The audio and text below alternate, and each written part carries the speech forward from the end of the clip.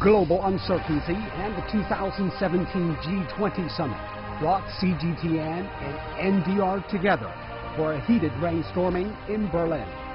Now, at the end of the year, dialogue with the world is bringing the debate back to Beijing.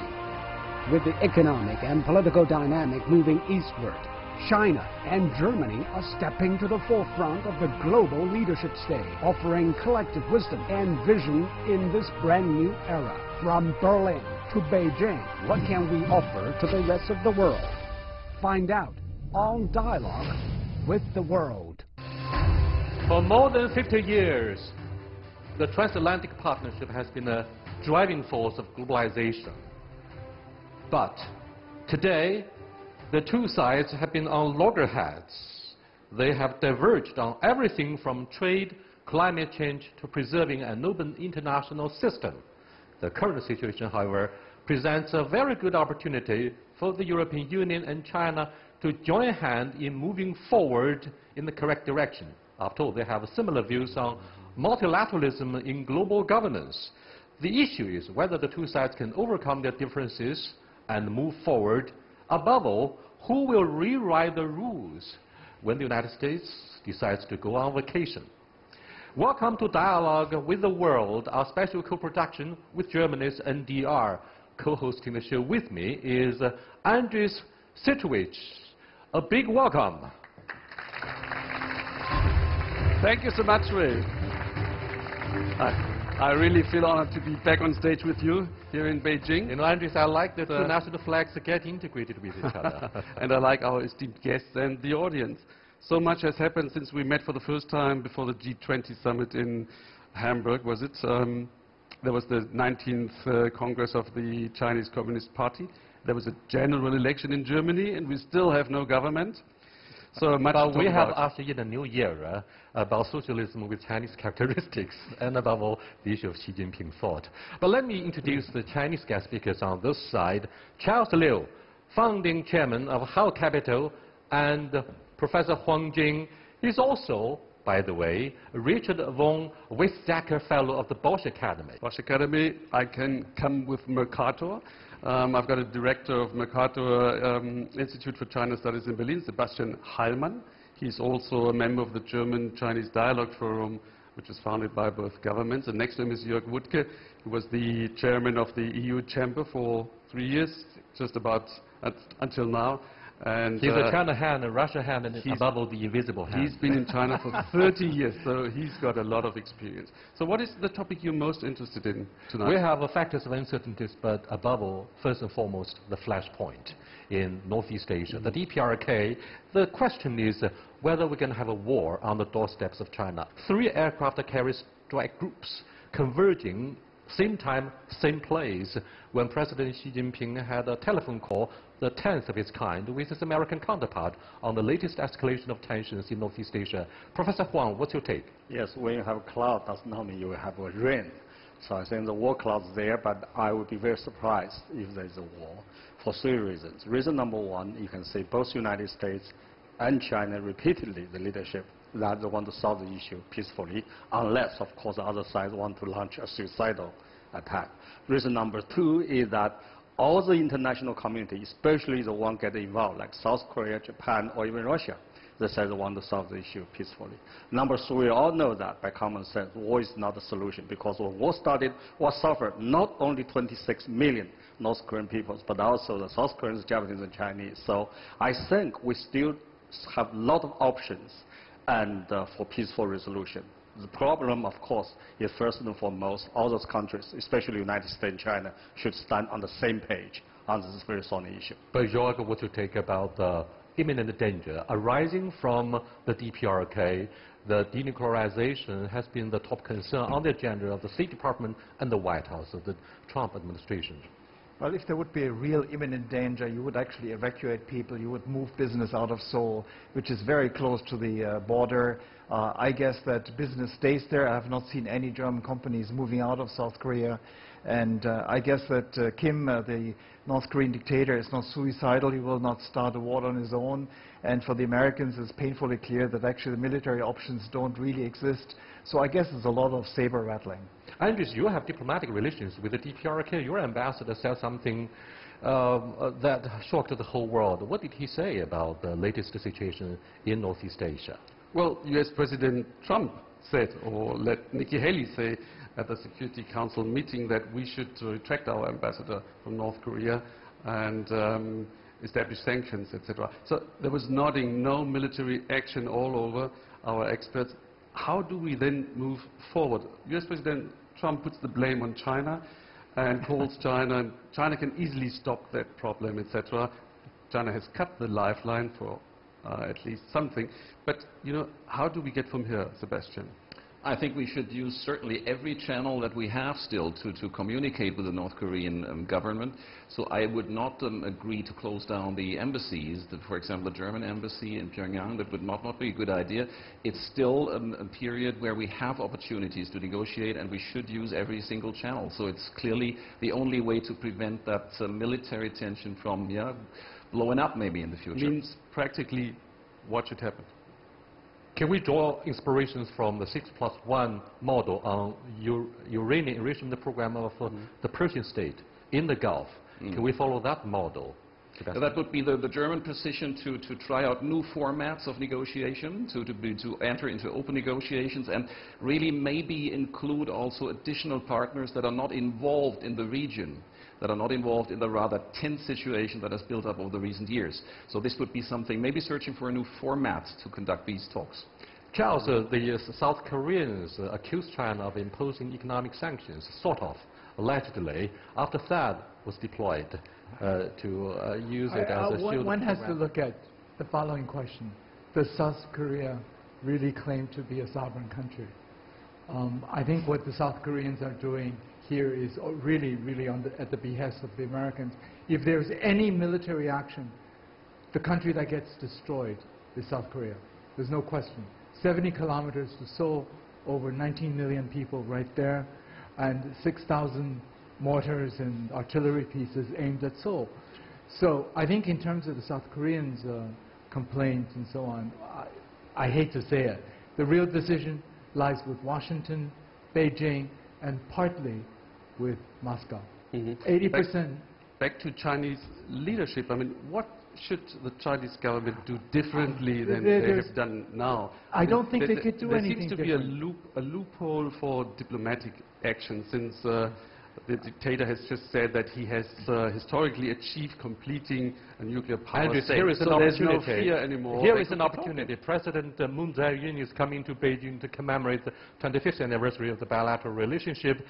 Isn't that the silver lining, if not a silver bullet? The discussion between China and South Korea is not going to resolve the North Korean issue. The discussion between China and South Korea may restore some of the harsh relationship that had existed over the last year and a half over that system. But I think in terms of North Korea, they won't be suicidal.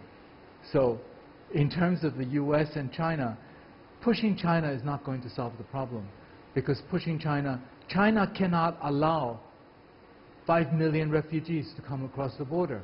And above all, the nuclear fallout. That's right. From the nearest nuclear facilities. And very close to our border in Dongbei. Over 1 million armed North Koreans. How about them coming across the border, coming across the Chinese border? Your impression, maybe, Jing, you could tell us that US President Trump is using this as a bargaining chip to put pressure on China in other fields, like trade, for example? I think that you have three very simple facts. The first fact is that ever since the 1990s, when North Korea has a nuclear weapon system, there's one demand they may change. That demand is they want direct dialogue with Washington, D.C., which will lead to normalization between United States and North Korea. Of course, United States always say that unless you give up that the United States are ready for talks. The second fact is that if, of course it's big if United States do exactly what China has done towards North Korea, the sense would be much easier. For example, China just sent a special envoy to Pyongyang Mr. Sung from yeah, the but if Department of United States International also Relations send, of the CPC do Central exactly, Committee. does exactly what China has done, send a special envoy to Pyongyang, maybe it's easier. So I believe on this But he issue, wasn't given, both Mr. Beijing Sung and wasn't Washington given the red blame carpet each other. ceremony, and he was said not to have enjoyed the red carpet ceremony. Yeah, the because welcome was China not so did warm, not cave in on his demand. Does it mean, Jorge, for example, China doesn't have the necessary resources to leverage in exerting our influence on the I guess that Come on, China, we're talking about the leadership role for China after the Party Congress. This is what they've written down. yeah. Well, I guess that You're China telling me has, they have no means? I only know the new era is beginning. well, to China show has on the horizon. means. They can turn off the oil, they turn off the electricity, but I guess China has no interest in changing the status quo. Again, the refugees issues. Secondly, also that would sort of rearrange the furniture in the backyard. The problem is really to tone down the rhetoric.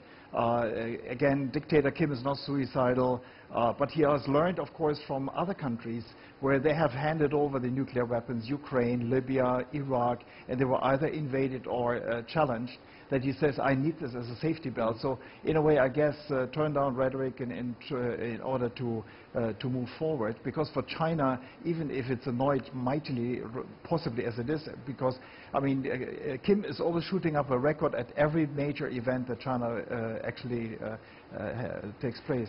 So in a way, toning down rhetoric is very important, and sitting down at the table, there's no other option, Okay, I see. so it's about talks. We're happy there will be no war, thanks God. If we look at the broader picture and China's influence in the region, let's say in the South Pacific region as well, it seemed to be, you've mentioned the vacuum that Trump has left there by canceling TPP. Only for 3 years. cetera. Who knows what's going to happen after he retires from the White House? To me, it seems that there is like a, let's say, metal chippings on a magnet that have immediately redirected themselves towards China. What are the implications? Is that the same impression you have? I think it's too early to write the American off, because after all, United States has 42% of import come from Asia Pacific, 38% of the export go to Asia Pacific. So United States is very much a Pacific country. Donald Trump, of course, is not a very good president in the sense of a traditional way United States behave in this country. For example, this is the first time the American president come to Asia Pacific behave like a guest, does not play a central stage role, and of course Donald Trump said that. But having said that, I think it would be naive or even counterproductive to think Americans are gone and now it's all ours. What I think is the right way to do is that we try to integrate United States back into an international community, because after all, United States is the #1 power.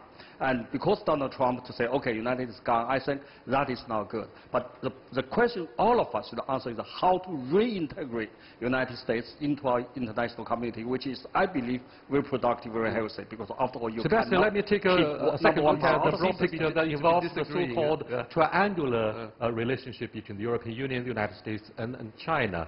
Europeans, Germany, UK, don't have any treaty allies in the Pacific Ocean.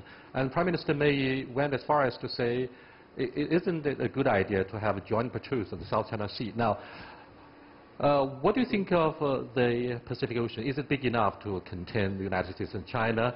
After China raised the idea of having a new type of major power relationship. But that was raised against the background of 3 aircraft carriers converging here to flex their military muscles. Is that an attempt to show we are the big brother, we are the global leadership? I don't think so. I think the military presence vis-à-vis North Korea now is really focused on that topic. So I'd say that there's really more space for China now to move forward with foreign policy in the regions, because the U.S. is to a certain extent ceding leadership in the Asia-Pacific and retreating from here. That's at least the signals that come from trade policy and also, I think, from allies to a certain extent. So that's a new situation where there is more leeway to kind of develop the strategic relations in that region here. And the Europeans play a role in trade, clearly, so they are important for world trade, and they are interested in becoming more active, but there is no unified strategy so far. So this is something that is developing presently because international relations How do you think China will make use leverage of the leverage that it has now that Trump has gone. Now, there are wide The United open States are gone. spaces now for trade policy, for One Belt, One Road in South Asia, also in Southeast Asia. So it's about company activity, but it's also about major funding schemes. It's actually building a kind of new transport logistical infrastructure that has China as the hub. That's how we see it from the European side. So this is kind of reorganizing the economic space presently. Gentlemen, I think our discussion so far smack too much of geopolitical rivalry. Let's move to the broader picture of business cooperation. For example, it's been 1 year since the expiry of Article 15 of WTO. China is still denied the full-fledged market economic status. Is that a move that will put the European Union at further loggerheads with China? How can China assume leadership without being recognized as a full-fledged market economic status? George? You've been in the forefront in criticizing China for denying the access by the European Union to our big Chinese market, right? Yes, I will not give China the status today, so you have to hold on. It's 98% of trade which goes absolutely without any issues. The dumping cases, the 2% that actually are challenging. So the 2% is labeled under the market economy status and being charged. Europe actually has made a move. They deleted the list or made a proposal for the Parliament, and there is a movement going on in order to change the dumping rules. But China seems to really wants to have this faith issue. Give me the market economy status. And next month you will see a major report coming out of Brussels where actually it's made crystal clear China is not a market economy.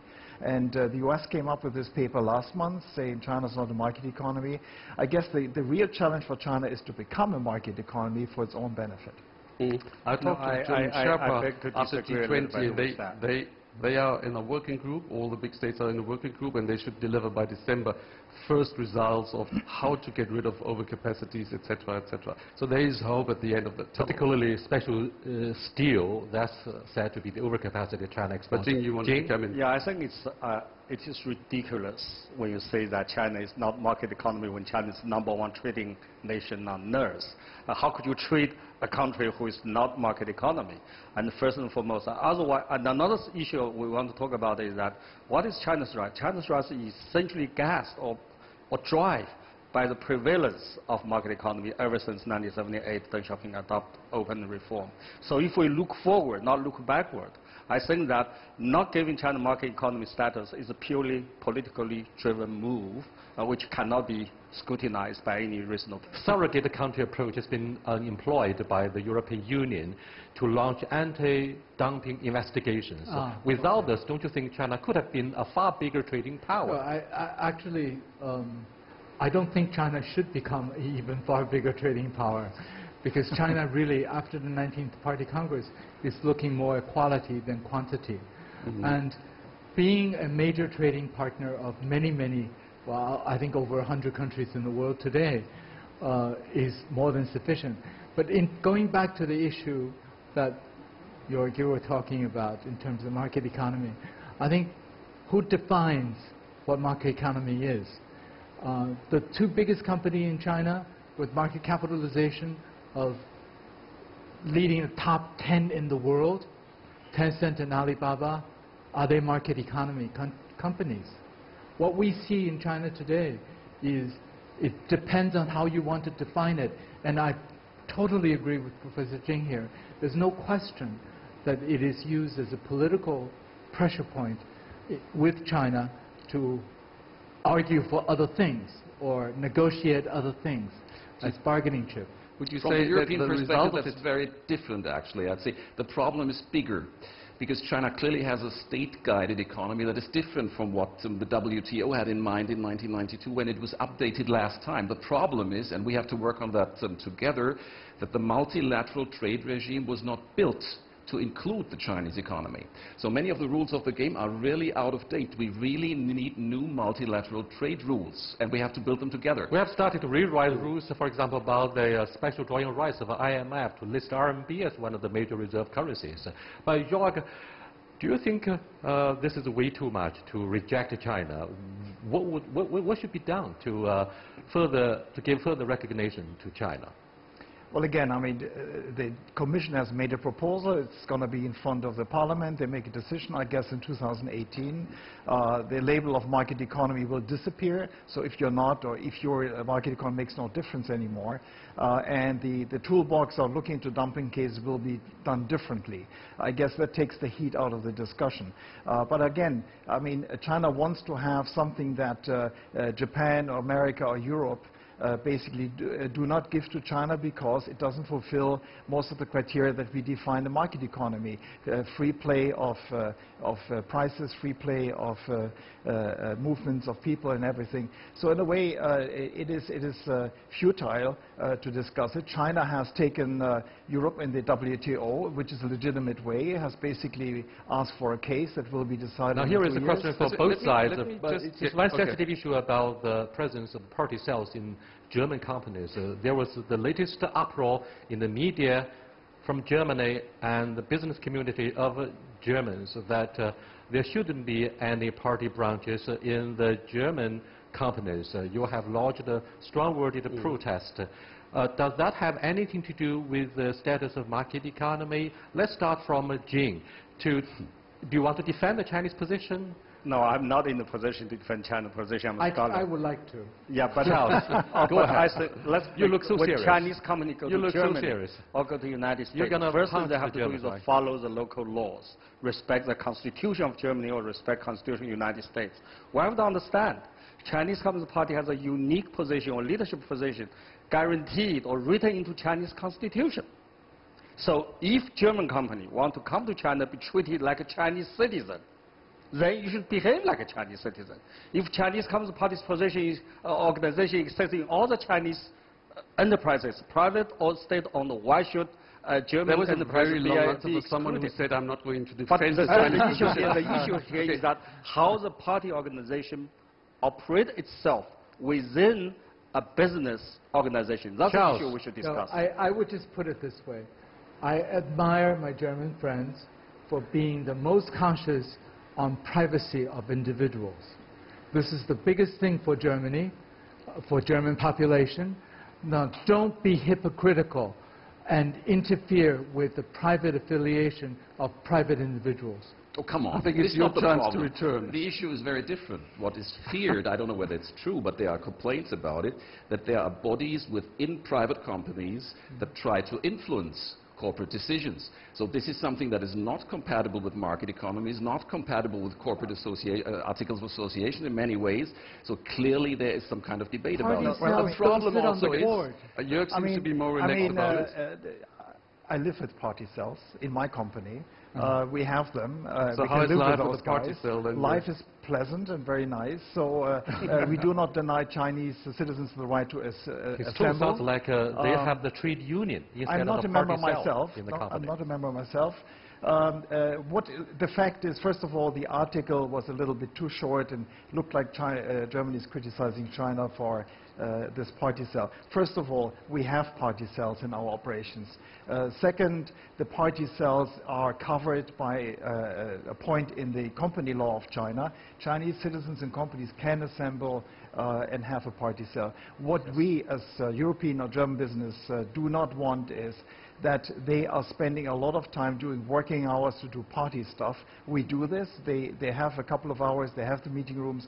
And now comes the more important thing, that the party cell now apparently wants to consult or control decision-making in operations that actually are supposed to be done by the investors and the management. So that's the point. We don't want the capital markets to believe that there's a third player that actually becomes... Is this the Jörg, biggest stumbling don't forget, point? this is the Is new this the era. biggest This is the new stumbling era point on Xi Jinping's for thought. You know. investment by German companies or EU companies in China, or are there others? Well, I mean, we have a huge stock of foreign investment, and we are not going to sort of fold up and leave because there's a party cell threat. We just want the Chinese But let's talk leadership about the to cyber law, understand that, cybersecurity law, that other we are points. challenged and that we have the right as investors here with employment of Chinese by the party cell decision-making process. Cybersecurity. We finish with the party cell. Are there other stumbling blocks for EU companies right now, German companies to invest in China, and vice versa? I know you're coming with the other side as well. Well, I mean, there are versa as stumbling well? blocks. We have every year 430 pages, 800 points, so I spare you the details there. But again, we are successful here wherever we can operate, but many of us cannot operate at all. I mean, if you look into China buying a power grid in Portugal, a port in Greece, an airport in Toulouse, we can't even think about doing any of that sort. That's the kind of thing that we are sort of lamenting about, and it shows in investment data. Investment from Europe to China goes down, and Chinese investment to Europe, luckily for us, goes up. So a little bit of balance and equilibrium would be actually going a long way. Dear Spielberg, one of the most famous and prestigious journals of Germany, said recently in an article which chose the Chinese pinyin 醒来, or wake up in Chinese, as the cover headline of its recent issue. How does that reflect the sentiment? Is it more about the journalistic sensationalization, or is it about a second look on the ramifications of China's quickly ascending to the center stage? Because President Xi Jinping says China has never been so close to the center stage of world politics. We've never been so close to the realization of rejuvenizing the Chinese dream. What do you think of 醒来? There's no question that China is a different place today compared to 30 years ago. Sure. 30 years ago, China's GDP per capita was $1 more than India's. Today, it's 500% of that of India. 30 years ago, China's global manufacturing capacity was 1.3% of the world. Today, China's manufacturing capacity is Japan plus US plus half of Germany. So given the quantitative change, you have a qualitative change too. But I think this change or this transformation or this rapidity of growth has caught everybody off guard, including China. As Berkshire Hathaway's chairman Warren Buffett said after visiting China last week or 2 weeks ago, he said, I attribute this to the system. I don't mean communists, socialists, or capitalists, because that's meaningless. It just happens to be the Chinese system where all of this works. But because of the rapidity of change, its adaptation or integration with the rest of the world will take some time. And I think that we're in that process now. But the transformation is real. And the position of China in a global economy and global geopolitics, its change is real. Andrew, we have been halfway through. Let me discuss with you halfway through. I've just listened to you all the time. Now, let's do a simple and quick survey as to whether they regard the rise of China as more of a leadership, global leadership, or a threat. Those who think China will assume more of the global leadership, raise your hand. If you think China is more of a threat, raise your hand. First of all, do you think China will assume more of the global leadership? All of the spectators, raise your hand. You have to. We have a silent minority, right? Silent minority. Those who think China will be a threat. Chinese, actually. There might be, I saw, there's another one. There is we might come back to him and ask him later why. Truth in the hands of the minority sometimes. But you know, leadership comes with duties. It's not only about rights, it's also about duties. And when you talk about the US leaving the stage, who is doing the policing in the future? Jing, do you think China will take over more of these duties? Maybe no, I don't think China is really ready to play a leadership role, even though China is moving into that direction. But I want to go back to the wake up because I think that's a very important issue. I think wake up goes to mutual. Not only Chinese have been waking up, but the world is also waking up about the rise in China. And the world is more surprised than the Chinese. So the wake up, I think the guy, whoever wrote that article, with due respect, he got the wrong word. He said, we are waking up about China's rise. This goes to leadership. Yes, if the world is waking up for China, which is quite different from the kind of country they understand, then how do you treat a rise in China? If you cannot address this question, you cannot address the leadership role, because China is quite different. China is not ready, Sebastian. There clearly it's in the plan by... There clearly is a leadership role building up, I would say. It's really a very proactive foreign policy that we see presently. So it's about peacekeeping forces that are actually Chinese, the People's Liberation Army is present in many, many places that most people don't know about, actually. So it's really it's very positive contribution, I'd say, to keeping peace in places that are really chaotic. That's one thing. The other is that there are geostrategic visions in place that others don't have. I think presently, let's face it, One Belt, One Road is the only expansionary geostrategic vision that is existing in world politics. So this is something that clearly points to a leadership role that is growing, and it's shaping, reshaping international relations presently. So I'd say yes, they are growing into this leadership role. And maybe you can give me your perspective as well. Is China aware of something that is called an imperial overstretch, something that the United States has been experiencing for the last couple of years, and that because of that reason is a bit more shy taking over these responsibilities? What's your take? Some of the European policymakers came up to me and said, Yang Rui, do you think the Belt and Road Initiative actually aims to rebuild the world order? Does it aim to geopolitically challenge the primary of the U.S. leadership with the end of the Cold War?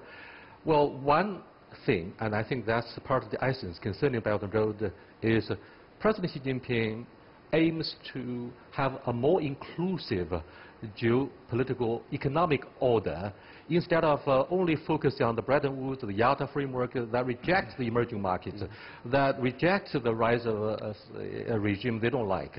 So, Jing, maybe you would explain and elaborate a little bit more about the essence and definition of Belt and Road Initiative. Belt and Road Initiative, first and foremost, serve China's interests. If not good for China, China is not going to do it. But then, does it serve other people's interests? That's a quick question. A key question. I think it does, because first and foremost, the Belt and Road Initiative is a development scheme. We have to understand what it is not before we understand what it is. It is not a China's so-called geopolitical strategy to get you. It is not China's Marshall Plan at all. It is not a foreign aid China can get money free. Then what it is an economic development driven by market economy, focus on project, try to make money together. That's why I said it's everybody's Belt and Road Initiative. But now there's three kind of dangerous trends about this. Number one is the Belt and Trade can become a propagandist, politicized trend. That is not what we need to do. And second trend is the Belt and Road is being understood by others as China's game together.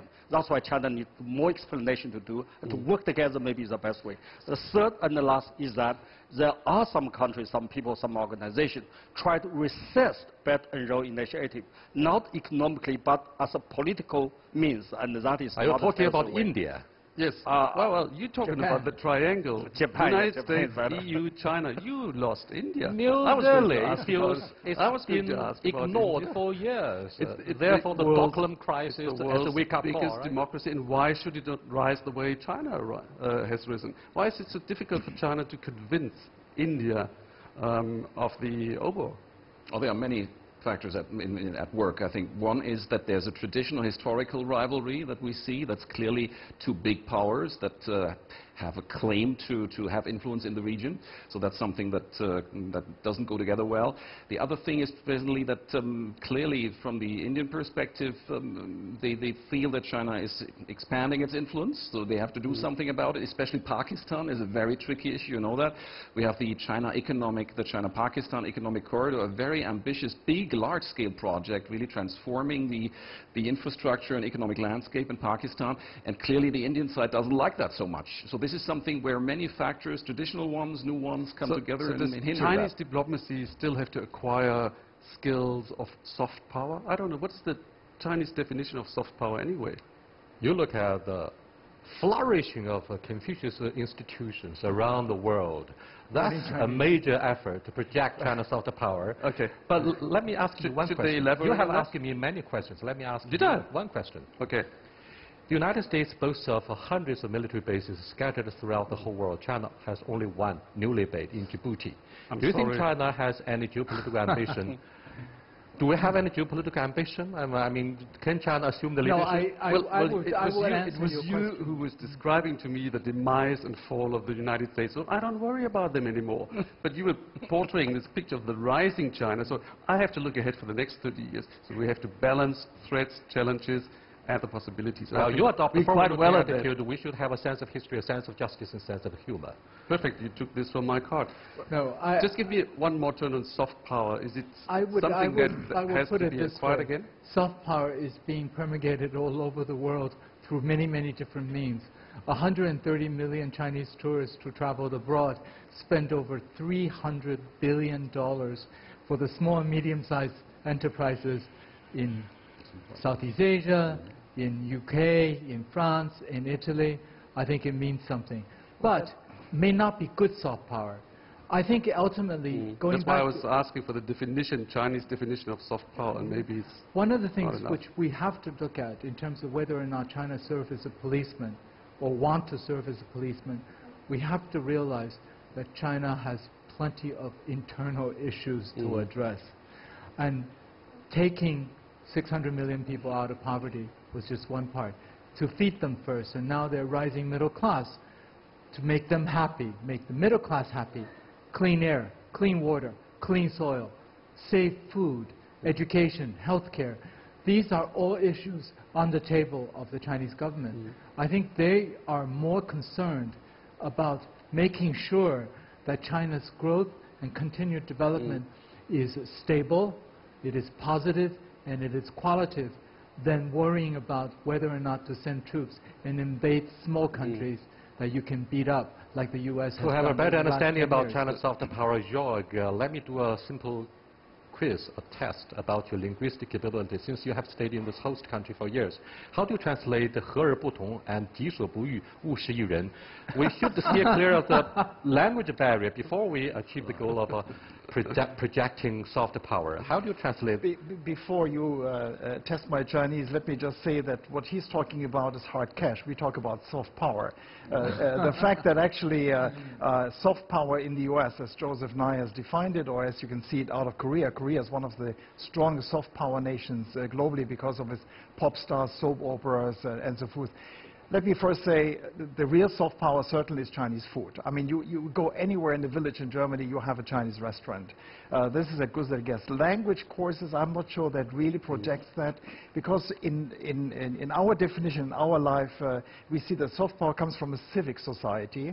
And China has a tendency of sort of coming top down. Georg, you are what you eat. PR. What do you think is the most important hallmark about Chinese cuisine? Is it about tasty or diversified cuisine from all parts of the world, from all parts of the country, I'm sorry?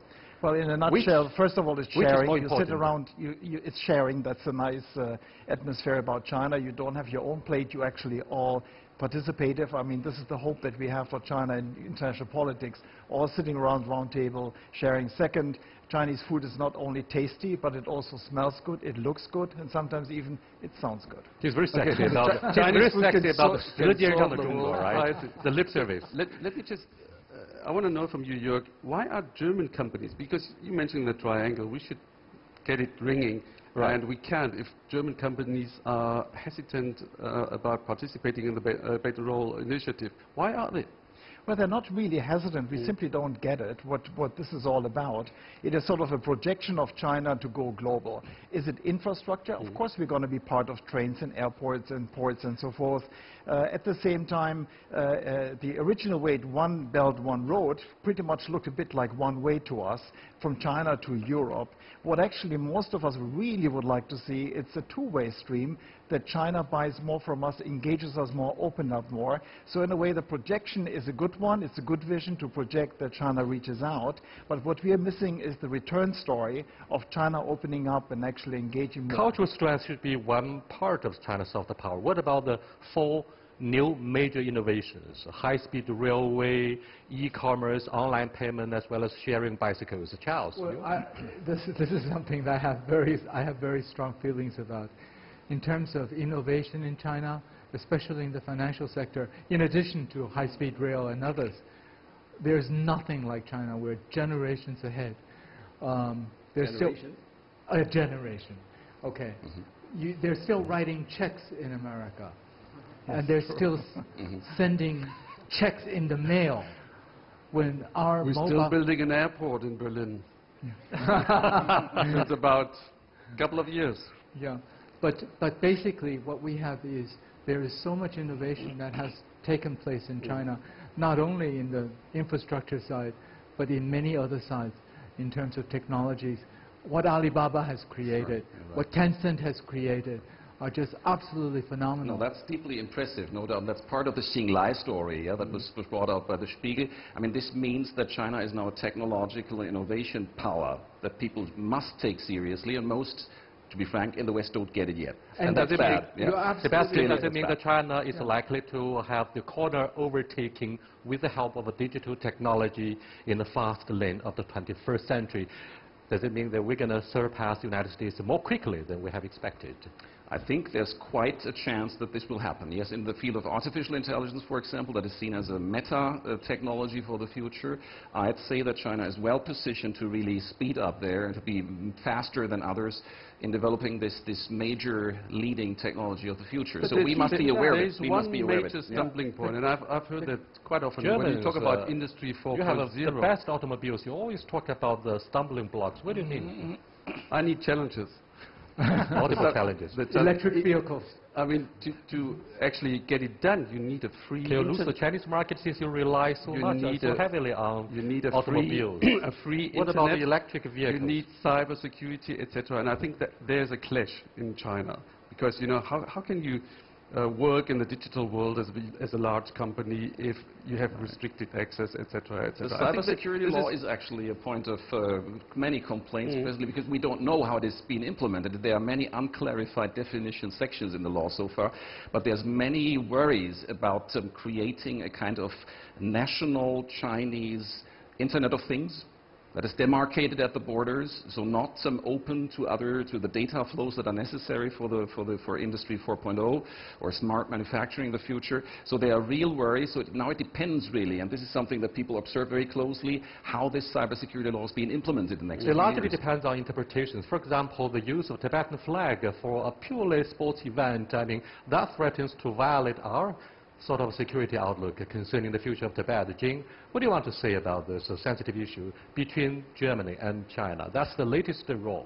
I think that's the best example to say that when your political system or political value are not compatible with each other, you have this kind of clash. For example, you cannot imagine if German soccer team or football team can come to China and China will raise up some flag about Nazis or something like that. But for China, Tibetan issue is a sovereignty issue. But for Germany, Tibetan issue maybe is a free expression or free speech. So this kind of, not because misunderstanding, it's because a different definition of your values, different how you treat your values that have been violated. So in that regard, if as a Chinese, I think the Chinese football did the right thing. Because when you raise a kind of that flag in the soccer ball, you bring politics into a game, and that politics hurt the kind of very values, the core of the Chinese value system. Of course, they should stand up and go away. But from Germany's perspective, what's wrong? It's such a big stadium, and some people put up flags, and there's no one can control in a democratic society. Why you make such a big deal? So I think to solve this issue, the only way is communication, to better understand each other. And by the way, I want to go back to innovation. Innovation actually is a game of mind. Innovation, simply put, is to do unthinkable. 10 years ago, even 5 years ago, it is unthinkable we can do business without cash. It is unthinkable we can just pick up a bicycle on the street and use your cell phone to market, you drive it away. It's unthinkable you can share a car, but now it's all done. In that regard, I think in the past few years, at least in the past few years, Chinese is way ahead the rest of world innovation because China has done some unthinkables just a few years ago. It's not about technology.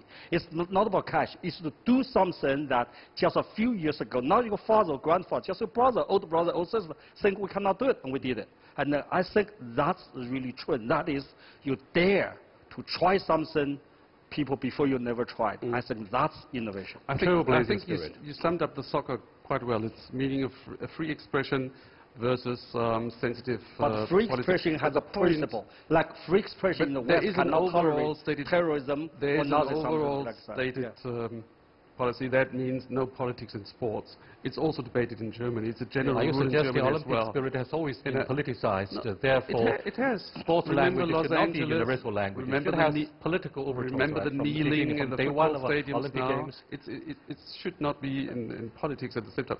At the same time, I wish, and I know it's an automatic reaction that you have to have when you're Chinese. What I wish is that put more energy on the training of your soccer teams than raising this issue in the public, because it will only get bigger. It will encourage people just to go to the stadium, raise a flag anyway, just to see how the Chinese react. So let's tone it down and see But getting it working better. Basically, And China and Germany do not see eye to eye about the issue of Tibet Yeah. and the future of Tibet. Right? Definitely. I think we won't agree here. So but we can you agree have on a large soccer. audience. And I will not deny you a penalty in the beginning, asking people in the audience, because we've got an audience here, and they can also ask questions. And I think it's time for us to start. Take questions from the audience here.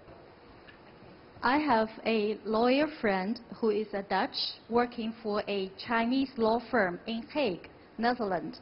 When I asked him what's the biggest challenge for Chinese companies going to EU, and he told me, don't treat EU as a whole.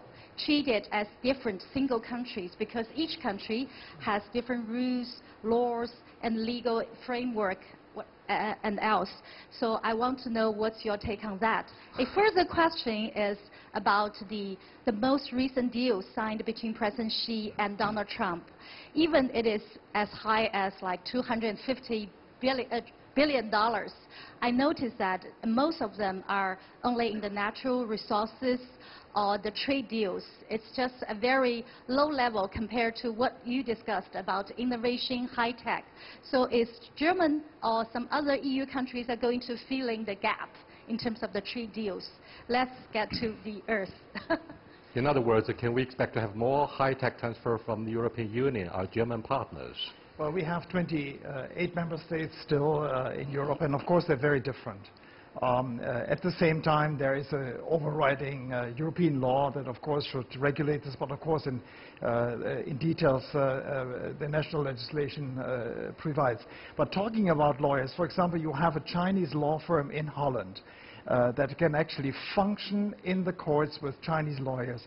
You have a European law firm in China that hires Chinese lawyers, and they cannot function. They have to hand in their license. That's the kind of discrepancy and discrimination we're talking about. Anyone ready to answer that? I think that there's no high-tech deal between China and the Western countries, especially the United States, simply because there is a law in both the United States and the US to ban the export of high-tech to China, which is politically driven. It's discriminated.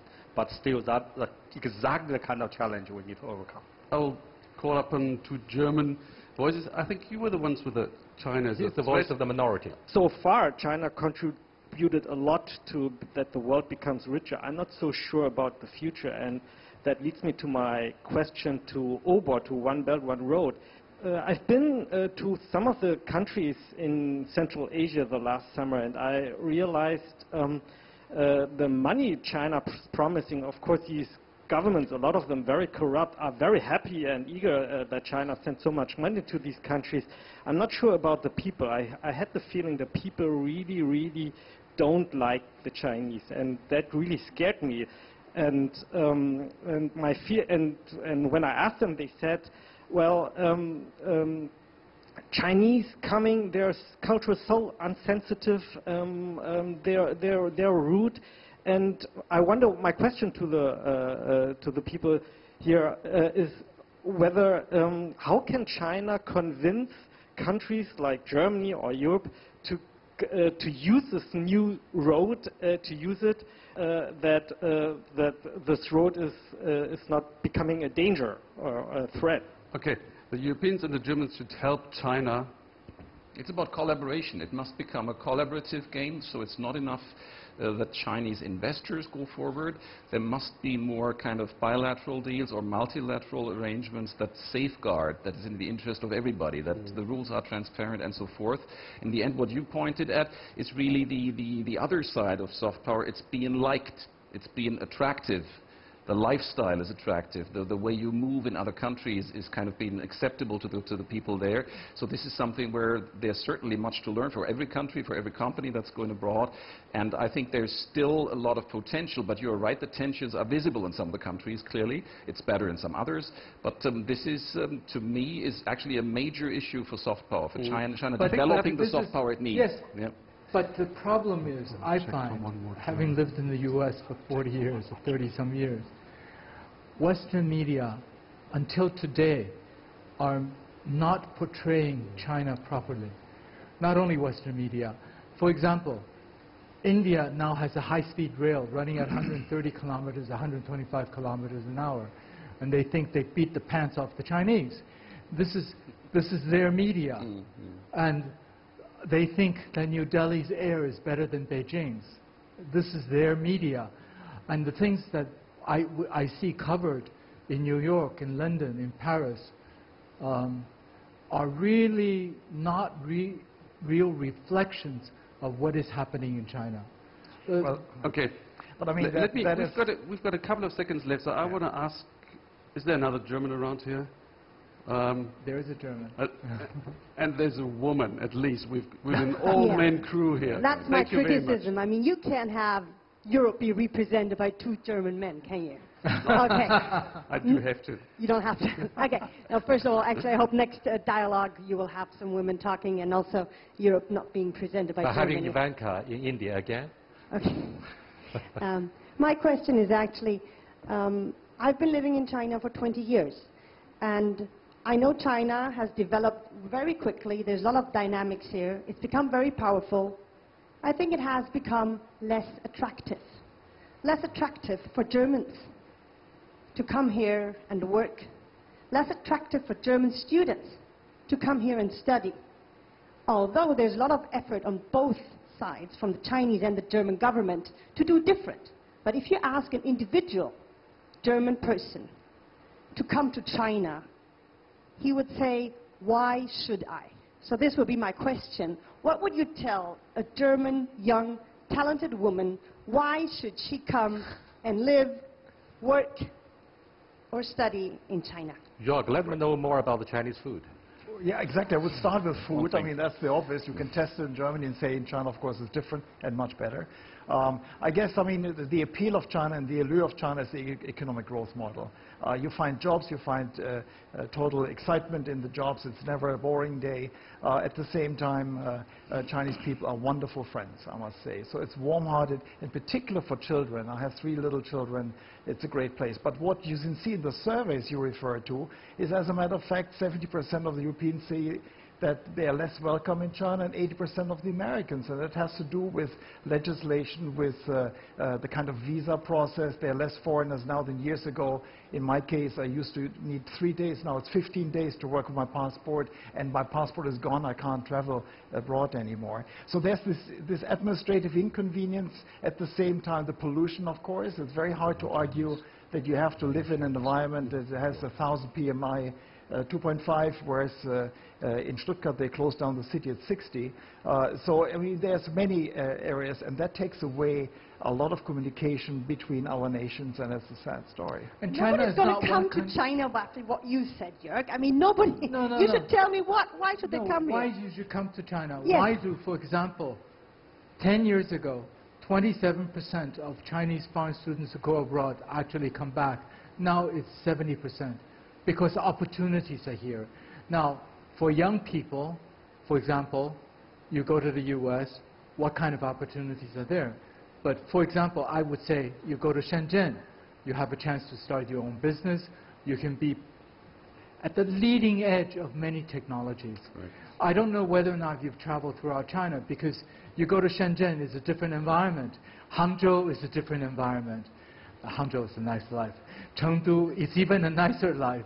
If you don't want to work very hard, it's a nice place to sit by the lake and play mahjong, you know, all day, which is what a lot of people do. But young people are coming today to China because this is where the opportunities are. And China is not Beijing only. It's not Beijing only. You can pick a place that you can really enjoy your style of life. A lot of expats like Shanghai. I don't like Shanghai. But a lot of expats like Shanghai because of the petty bourgeois life there. It's very nice. Thank you very much for having this show. I think it's great, so we can have this free-flowing discussion. Well, this is a very nice co-production with NDR. And by the way, the best combination partnership should be Beijing beer and Munich, the other way around, the Beijing food and Munich beer. German automobiles and the Chinese bicycles. This is the solution to a new form of governance, if not an effort to rebuild the world order. It's a matter of a co-evolution between the European Union and China when the Trump administration decides to go on vacation. I thank you so much, ladies and gentlemen, for being part of this meaningful dialogue and brainstorming on the future that we share. Thank you so much. I think I'll Andrew. see you next year. We See you should next year. continue this face to face. Thanks. Right. Thank you.